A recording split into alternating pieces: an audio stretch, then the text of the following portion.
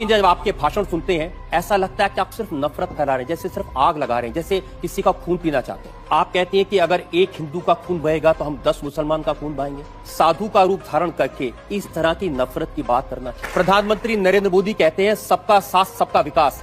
ऐसे विकास करेंगे? आप लोगों को भड़का रहे हैं, उनको हिंसा करने के लिए उकसा रहे हैं, मर्डर।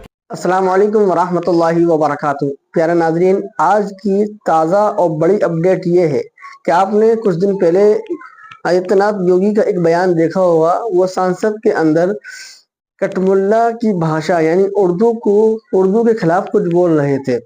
इसको लेकर पूरे भारत के अंदर बहुत से लोगों ने चर्चाएं की, बहुत से लोगों ने अपने बयानबाजी की कि उर्दू की भाषा को उन्होंने ऐसे कैसा कह दिया। अभी फिलहाल नई ताज़ा अपडेट ये है कि आपकी अदालत, जो कि आप लोग देखते होंगे, जो कि रजत शर्मा उसमें होस्ट करते हैं, उन्होंने आदित्यनाथ योगी से बहुत ही तीखे और जबरदस्त सवाल किए, जिसे सुनकर आदित्यनाथ योगी भी सुनकर हैरान हो गए। तो चलिए सबसे पहले ये क्लिप देखते हैं रजत शर्मा की, आपकी अदालत की। इसके बाद इंशाल्लाह बात करेंगे। अगर मुसलमान लड़का हिंदू लड़की से शादी करे तो ये लव जिहाद है। आपकी पार्टी के 3 प्रवक्ता हैं। शाहनवाज हुसैन, उन्होंने हिंदू लड़की से शादी की है। मुख्तार अब्बास नकवी, उन्होंने हिंदू लड़की से शादी की है। MJ अकबर, उन्होंने हिंदू लड़की से शादी की है। तो बीजेपी के ये तीनों प्रवक्ता लव जिहादी हो गए? नहीं, देखिए, उन्होंने अपने परिवार को इस बात के लिए बाध्य नहीं किया कि तुम भी नमाज पढ़ो। एक पति अपनी पत्नी से क्या कहता है और पत्नी ये नहीं, मंदिर जाते हैं और दीपावली भी मनाते हैं। अब शाहरुख खान ने भी एक हिंदू लड़की से शादी की, आमिर खान ने भी एक हिंदू लड़की से शादी की। ये जिहादी थोड़ी हो गए? ये बताइए कि आपने कभी किसी से प्यार किया है? देखिए, मैं एक सन्यासी हूं। मैं इसलिए पूछ रहा हूं क्योंकि जब आपने इश्क नहीं किया, मोहब्बत नहीं की, तो आपको क्या मालूम जब कोई किसी को दिल देता है तो उसका बायोडाटा थोड़ी पहले पूछेगा।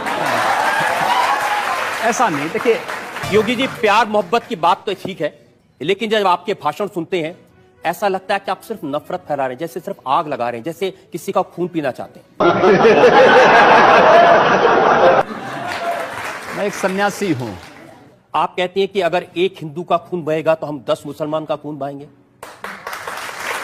मुझे लगता है पूरा वक्तव्य सामने आएगा तो मुझे लगता है उस पर ज्यादा बेहतर तरीके से बोलूं। चलिए, आपको मैं पूरा वक्तव्य सुना देता हूं। आपका ऐसी क्या बात है? गोरखपुर में कैसे आपके मुंह से मशीन गन से भी ज्यादा आग निकल रही है, आपको सुनवाते हैं। अगर एक हिंदू का खून बहेगा तो एक हिंदू के खून के बदले आने वाले समय में हम प्रशासन से FIR दर्ज नहीं करवाएंगे, बल्कि कम से कम 10 ऐसे लोगों की हत्या अवश्य करवाएंगे जो लोग कतई अब बर्दाश्त की सीमाएं समाप्त हो चुकी हैं। मैं जी पूरे फ्लो में बोल रहे हैं आप। भगवा वस्त्र पहन के, साधु का रूप धारण करके इस तरह की नफरत की बात करना ठीक है? देखिए, मैंने उस बात को कंडीशनल कहा है। अगर हमारे हाथ में एक हाथ में माला है तो दूसरे हाथ में हम भाला लेकर के भी चलते हैं। योगी जी, आप भारत की पार्लियामेंट के सदस्य हैं। आप उस सर्वोच्च व्यवस्था में हैं जो कानून बनाती है। आप लोगों से कह रहे हैं कि हम FIR दर्ज नहीं करवाएंगे, अगर एक मारेगा तो हम 10 मारेंगे। आप गब्बर सिंह हैं कि हमने प्रशासन से इस बात को कहा, जहां पर प्रशासनिक व्यवस्था पूरी तरह फेल हो चुकी है, जहां पर वो किसी चीज को सुनने को तैयार नहीं है, बाकी इसके अलावा हमारे पास चारा क्या है? जनता को आप मूर्ख समझना बंद कर दीजिए। मुझे लगता है जब कानून और व्यवस्था फेल हो जाती है, जंगल राज हो जाता है, तो जंगल राज का जवाब जैसे को तैसा देने की तैयारी होनी चाहिए। योगी जी, प्रधानमंत्री नरेंद्र मोदी कहते हैं सबका साथ सबका विकास। ऐसे विकास करेंगे लोगों के घर जला के उनको मार के? हमने कहा हम पहल नहीं कर रहे हैं। हम कह रहे हैं कोई हमारा जलाएगा तो ये निश्चिंत होकर के नहीं बैठे। आप लोगों को भड़का रहे हैं, उनको हिंसा करने के लिए उकसा रहे हैं। ये कानूनन अपराध है। हम अन्याय सहेंगे भी नहीं। लेकिन आप ये जानते हैं कि ऐसे भाषण देना, लोगों को भड़काना, मर्डर के लिए भड़काना, कत्ल के लिए भड़काना, आग लगाने के लिए भड़काना, ये कानूनन अपराध है। ये कंडीशनल है। अगर कोई आपको मारता है, कानून आपको इस बात की इजाजत भी देता है कि आप आत्मरक्षा के लिए कुछ भी करिए। मैं आपकी इस बात से बिल्कुल सहमत नहीं हूं। इस सज्जन को क्या तकलीफ है भाई? क्या तकलीफ है इनको? और बात आपकी सिर्फ यहां नहीं रुक जाती है, आपका अपराध और बड़ा है। आपने कहा कि अगर एक हिंदू बालिका को ले जाएंगे तो हम 100 मुस्लिम बालिकाओं को ले जाएंगे। कितनी खराब बात है। आपको लगता है कि अगर मैं उन 100 लोगों को राष्ट्रीय पहचान के साथ जोड़ने की बात कर रहा हूं तो कौन बुरी बात है? आप तो खुलेआम कन्वर्जन की बात कर रहे हैं। ये कन्वर्जन नहीं, ये परावर्तन है। ये देश का कानून इसका समर्थन नहीं करता। दूसरा करे अपराध, आप करें तो देश का कानून धर्मांतरण को स्वेच्छा से मान्यता देता है। अजय जी, आप तो बहुत वरिष्ठ पत्रकार हैं, बहुत वरिष्ठ हैं, और जोड़ने की आप मेरी कितनी भी तारीफ कर रहे हैं, मैं सवाल नहीं छोड़ूंगा। आप सवाल करिए। आप क्योंकि गोल गोल बात कर रहे हैं, मैं जनता के सामने वो बयान आपको सुनवाना चाहता हूं। एक और वीडियो हमारे पास में है और सुनिए आपने क्या कहा। हम लोगों ने तय कर रखा है कि अगर वह एक हिंदू बालिका को ले जाएंगे तो कम से कम 100 मुस्लिम बालिकाओं को हिंदू, अगर एक हिंदू को मारेंगे तो 100 को हम भी मारेंगे। आप जनता से कहलवा रहे हैं वो एक हिंदू को मारेंगे तो 100 को हम भी। लेकिन मैं नहीं कह रहा हूं ना, इस प्रकार की बचकाना बातें किसी के गले नहीं उतरती, लोग मजाक उड़ाते हैं। हिंदू मुसलमान नफरत मार काट, ये क्या शोभा देता है मंदिर के महंत को, भगवा पहने साधु को? हम कहां मार काट करवा रहे हैं? एक तरफ नरेंद्र मोदी लाल किले की प्राचीर से कहते हैं कि 10 साल तक दंगे फसाद को पीछे छोड़ दो, सिर्फ विकास की बात करो। इस देश के अंदर एक भी दंगा हिंदुओं की ओर से नहीं हुआ है। उत्तर प्रदेश में वर्ष के दौरान 430 से अधिक सांप्रदायिक हिंसक झड़पें और दंगे हुए हैं। एक भी दंगे की शुरुआत हिंदुओं की ओर से नहीं हुई। जी ठीक है। एक भी दंगा शुरू करने वाला ना हिंदू होता है ना मुसलमान होता है। कैसी बात कर रहे हैं आप? मैं सच्ची बात कर रहा हूं। आज लोग कह देंगे आईएसआईएस के साथ लड़ने वाले लोग ना हिंदू है ना मुसलमान है, फिर उनके लिए फतिया क्यों पढ़ा जा रहा है? अगर कोई हिंदू है हाँ। और वो आतंकवादी है, वो मारता है मासूम लोगों को, उसके बारे में भी यही कहेंगे? हिंदू पहले आतंकवादी नहीं हो सकता। ये क्या बात हुई? मैं इस बात की गारंटी ले सकता हूं। एक देखिए, ऐसी बेसे पैर की बात का तो मैं भी कोई जवाब नहीं दे सकता। मैंने कहा ना दोनों बातें, मैं दोनों चीजें कह रहा हूं। उसकी मातृभूमि है, पिछली सरकार ने ऐसे बहुत सारे लोगों को पकड़ा था, जिसमें आरएसएस के लोग थे, जिसमें प्रज्ञा भारती थी, बहुत सारे लोग थे जो लोग भगवा वस्त्र पहनकर आतंकवाद करते थे, जिन्होंने बम लगाए थे, जिन्होंने मारा था लोगों को। नहीं, आप मुझे बताइए कि देखिए, ये साध्वी प्रज्ञा, स्वामी असीमानंद, ये हिंदू नहीं है या आतंकवादी नहीं है? मैं वही आ रहा हूं ना, मैं वही आ रहा हूं। ये क्या तरीका है? इसके अंदर वे लोग भी प्रधानमंत्री थे जो कहते थे कि इस देश के संसाधनों पर मुसलमानों का अधिकार है। क्या इस देश का हिंदू यहां पर झक मारेगा?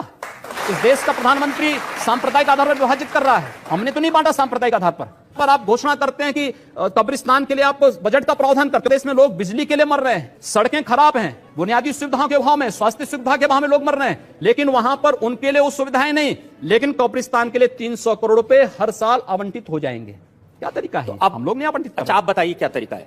आपकी सरकार है, अब आप सिर्फ हिंदुओं की भलाई करेंगे? नहीं, सारी सिर्फ हिंदुओं मैं कह रहा हूं, हम जाति मजहब या धर्म के आधार पर भेदभाव किसी का नहीं करेंगे, सबका स्वागत होगा। लेकिन अगर भारत के अंदर रह करके ये नहीं चलेगा कि तन भारत में और मन पाकिस्तान में, ये चलेगा तो हम लोग इसको नहीं स्वीकार कर पाएंगे। आप क्या अपने उन साथियों से सहमत हैं जो ये कहते हैं कि अब नरेंद्र मोदी प्रधानमंत्री बन गए हैं, उनका विरोध करने वालों की जगह पाकिस्तान में है? देखिए, मोदी जी के नेतृत्व में देश आगे बढ़ रहा है। हम चाहते हैं सब लोग इसको फॉलो करें, इस दिशा में आगे बढ़ें। एक रचनात्मक आपकी बात को फॉलो करें या नरेंद्र मोदी की बात को फॉलो? मोदी जी कहते हैं सबका विकास सबका साथ, सबका विकास की। आप कहते हैं एक मारोगे मैं 10 मारूंगा। मैंने कहा ना, आपकी सरकार है, सरकार को कानून का काम करने दीजिए। अब तो कम से कम ऐसी बातें हम कानून की बात कर रहे हैं ना। हमारी जो भी बातें कंडीशनल हैं भारत के अंदर। मैं तो आप चाहता हूं सिर्फ आप जनता से आज इतना वादा कर दें कि अब इस तरह के भड़काने वाले बयान नहीं देंगे, आप आग लगाने का काम नहीं करेंगे और वाकई में सबको साथ लेके चलेंगे। जो अगर बशर्ते अगला पक्ष शांति से रहेगा, और अगर अगला पक्ष शांति से नहीं रहेगा तो क्या करेंगे? अगर शांति से नहीं रहेगा तो उसको शांति से रहना सिखाएंगे, बंदूक के दम पर, मार के दम पर। जो जिस भाषा को समझेगा उस भाषा से समझाएंगे। और अगर दूसरे लोगों ने भी इसी तरह की भाषा का इस्तेमाल किया तब क्या करेंगे आप? मैंने कहा ना, जो जिस भाषा को समझेगा उस भाषा में जवाब देंगे। आपको भी तो कोई जवाब दे सकता है। दे रहे हैं। मैं उम्मीद करूं कि जैसा आप जवाब दे रहे हैं ऐसा आपको भी कोई जवाब देने वाला मिलेगा। योगी जी, आप गोरखनाथ मंदिर के महत्व हैं, उसका इस्तेमाल करके आप लोकसभा में चुनाव जीतते हैं। आप अकेले ऐसे हैं जो 5 बार लगातार चुनाव जीत चुके हैं। दूसरा कोई साधु इतने चुनाव नहीं जीत पाया। एक सन्यासी का मतलब किसी गुफा में बैठ करके मंत्र जप करने से मात्र नहीं है। मुझे पता चला कि गोरखपुर में जो मियां बाजार है उसका नाम आप बदल के माया बाजार माया बाजार है। उर्दू बाजार का नाम हिंदी बाजार है।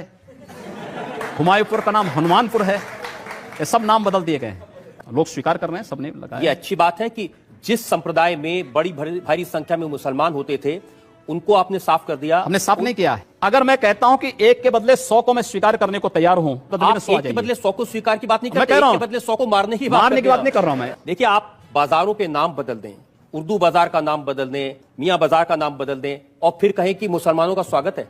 आप क्रोनोलॉजी समझ लीजिए। उनकी सुरक्षा की, आज अगर हिंदू सुरक्षित है तो मुसलमान भी सुरक्षित है, और इसलिए वह आज मुझे समर्थन करने के लिए मजबूर है।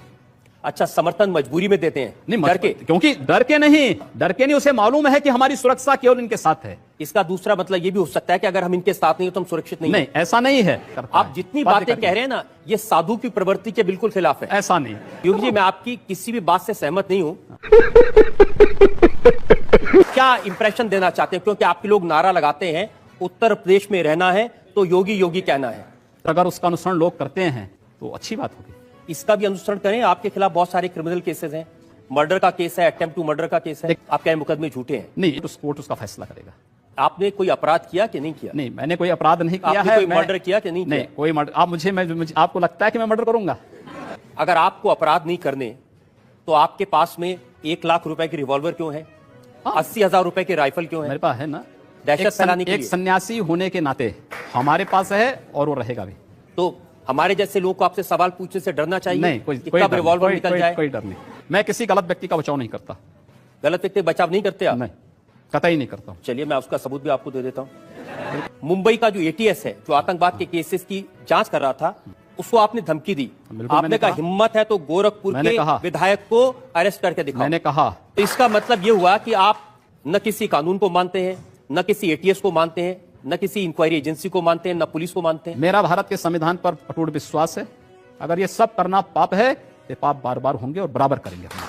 लेकिन योगी जी, भगवान महावीर के देश में, भगवान बुद्ध के देश में हिंसा की बात करना, हाथ उठाने तो की देखा आप लोगों ने कि रजत शर्मा ने इतना योगी से कैसे सवाल किए, कितने तीखे सवाल जो कि किए जाना चाहिए। इसके सुनकर कैसे वो हैरान रह गए। ऐसा सवाल हर मीडिया वाले को, हर एंकर को करना चाहिए नेताओं से, ताकि आगे कोई बड़ी गलती ना हो सके और सबके हक में सही फैसला हो सके, सबको एक नजर से देखा जाए। हिंदुस्तान जो कि एक सेकुलर देश है, यहाँ पे हर मजहब अपनी तौर पे इबादत कर सकता है। ऐसे सवाल हर एंकर को, हर नेता से पूछना चाहिए। आपकी क्या राय है इस क्लिप के सिलसिले में? हमें कमेंट सेक्शन में जरूर बताएं। मिलते हैं किसी नए अपडेट या नए बयान के साथ। अस्सलाम वालेकुम व रहमतुल्लाहि व बरकातहू।